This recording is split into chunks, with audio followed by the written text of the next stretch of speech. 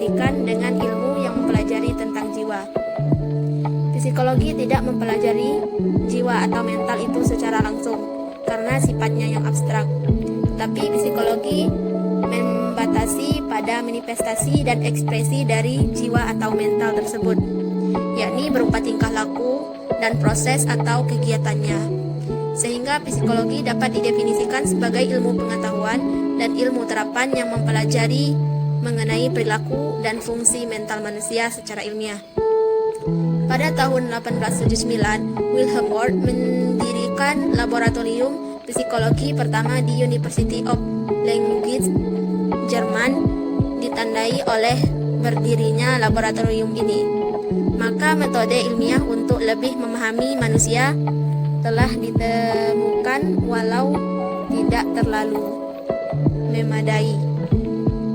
Wilhelm Wundt dapat dikatakan sebagai bapak psikologi modern. Ia telah berusaha untuk menjadikan psikologi sebagai ilmu pengetahuan yang berdiri sendiri. Sebelum abad ke-19, psikologi merupakan bagian dari filsafat. Materi yang kedua yaitu metode dalam psikologi pendidikan. 1. Metode eksperimen. Metode eksperimen merupakan serangkaian percobaan yang dilakukan eksperimenter dalam sebuah laboratorium atau ruang tertentu lainnya. 2. Metode kuesioner. Metode ini adalah suatu rangkaian pertanyaan yang berhubungan dengan topik-topik psikologis, sosial pendidikan, dan lain sebagainya yang ditujukan atau diberikan kepada suatu kelompok individu dengan objek untuk memperoleh data dengan memperhatikan masalah-masalah tertentu yang kadang-kadang juga dipakai untuk tujuan-tujuan diagnostik atau untuk menilai ciri-ciri kepribadian. 3. Metode klinis.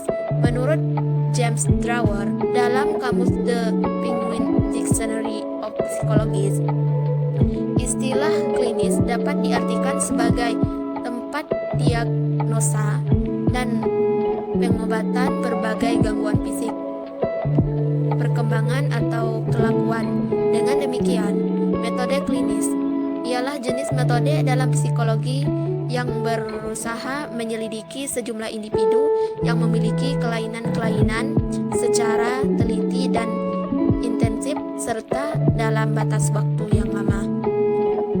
4. Metode introspeksi.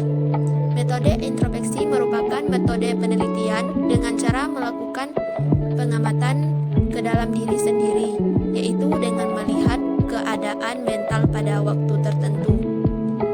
5. Metode case study. Menurut case study atau studi kasus adalah suatu catatan tentang pengalaman seseorang, penyakit yang pernah diderita, pendidikan, lingkungan, perawatan, dan pada umumnya juga semua fakta yang relatif untuk masalah-masalah tertentu yang tersangkut dalam suatu kasus, media, atau klinik.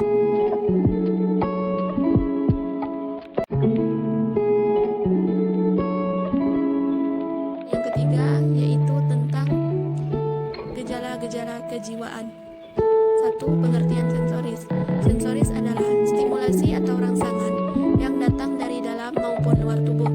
Stimulus tersebut masuk ke dalam tubuh melalui organ sensoris panca indera.